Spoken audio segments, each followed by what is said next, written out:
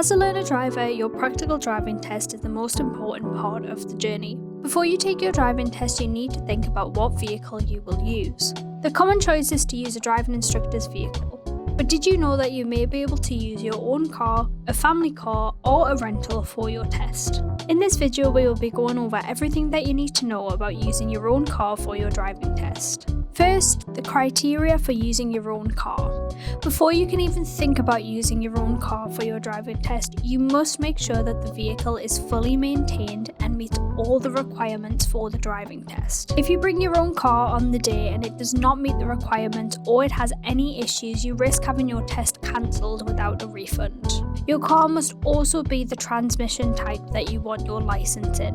If you want an automatic license, you will need to bring an automatic car. And if you want a manual license, you will need to bring a manual car.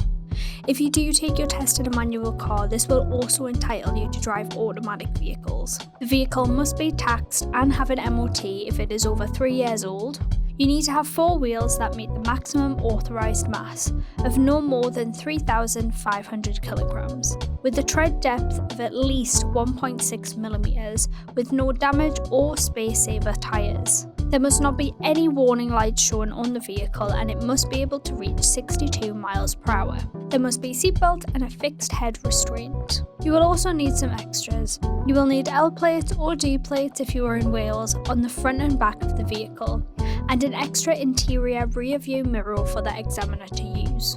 The car should be clean with no rubbish on the dashboard, doors, footwells, seats or cup holders, and you should not smoke inside the vehicle before the test. If you have a dash cam, this cannot record audio from the inside of the car and should only be facing the outside of the vehicle. If you are using a hire car, this must be fitted with dual controls and must meet all of the other rules. There are some cars that are not acceptable for use on your driving test. This is because they do not give the examiner all-round vision.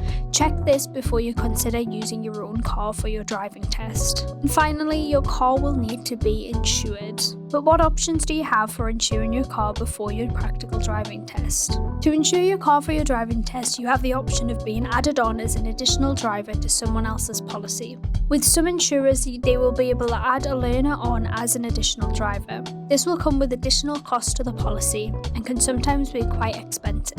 There is also risk associated with doing this, as if there is an accident, it could affect the car owner's no claims bonus. The other option is for the learner to have their own learner driver insurance policy. This is a policy specifically for the learner driver. It allows them to get their own insurance. You can take this out on your own car, a friend's car, or a family member's car.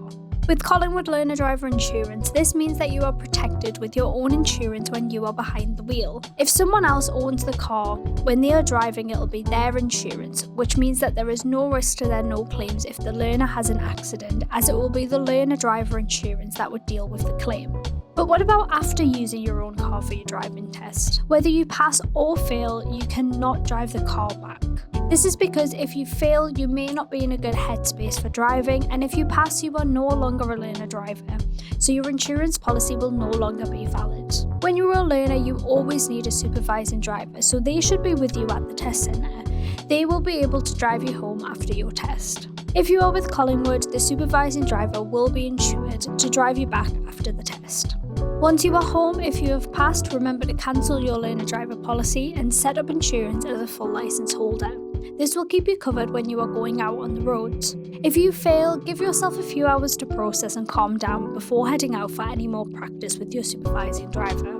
And that's everything that you need to know about using your own car for your driving test. Whether you opt for your own car or rely on an instructor's vehicle, preparation is key. Understanding the requirements, ensuring your vehicle meets them, and securing appropriate insurance are important steps towards a successful test day. Whether you navigate the test in your own car or another car, be sure to demonstrate confidence and safe driving practices to your examiner.